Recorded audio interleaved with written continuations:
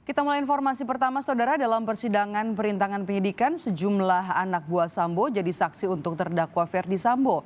Jaksa penuntut umum mencecar salah satu saksi yakni mantan Karoprovos Propam Polri, Beni Ali, saat dirinya bertemu dengan Putri Chandrawati usai kejadian pembunuhan Yosua. Jaksa menilai keterangan saksi Beni masih samar ketika meminta keterangan dari Putri Chandrawati. Saksi Beni pun kembali menjelaskan saat dirinya tiba di lokasi kejadian, ia juga mencari Putri Chandrawati untuk dimintai keterangan soal dugaan pelecehan seksual yang diskenariokan Ferdi Sambo. Betul, Yang Mulia. Sore itu, Iya. setelah bertanya sama Pak Sambo di TKP di Duren 3, Ya. terus Bapak ke Saguling, bersama dengan Pak Santo. Ya.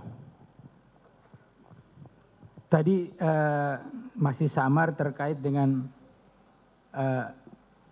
keterangan sendiri yang diberikan oleh Ibu Putri ke Bapak itu sebenarnya seperti apa sih?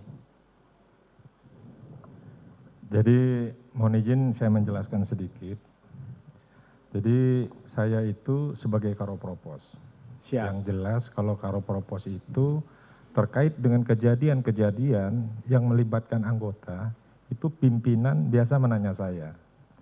Jadi saya datang TKP, saya namanya cari baket dari Kuat, Richard, sama Ricky sudah. Yang saya tanyakan, ibu kemana? Ibu ada di Saguling. Akhirnya saya bilang sama Santo, toh ini biar mantap benar, ya fakta sementaranya dapat, kita ke Saguling. Jadi saya sama Pak Santo ke Saguling, berangkat satu kendaraan, termasuk juga Pak FS waktu itu berangkat juga, tapi beda kendaraan. Kami sampai di sana nunggu dulu, kurang lebih 5 menit. Sampai 10 menit ibu turun. Memang ibu turun pakai masker dalam keadaan yang benar-benar sedih. Jadi akhirnya saya sama Pak Santo itu menanyakan secara bergantian. Mohon maaf ibu, kejadian yang sebenarnya gimana? Ya kan, ibu nangis. Pak FS juga menjelaskan saat itu begini. Saksi Agus Nurpatria dalam persidangan mengaku sempat ditelepon Hendra Kurniawan yang mengatakan mereka dibohongi Ferdi Sambo atas kasus tewasnya Yosua.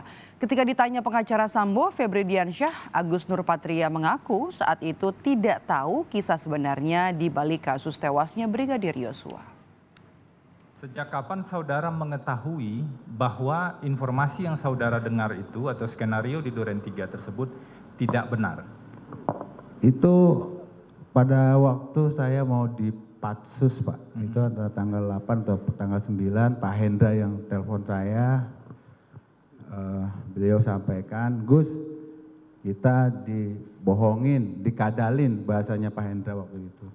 Makanya waktu itu saya sempat mengumpat ke Pak FS, kok bisa ya Bang?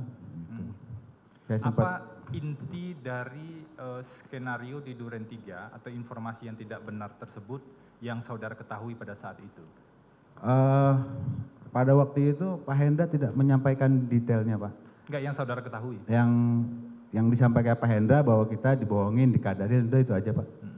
Jadi saudara tidak mengetahui apa inti yang informasi yang tidak benar terkait dengan skenario Duren 3? Belum tahu saat itu, Pak. Oke.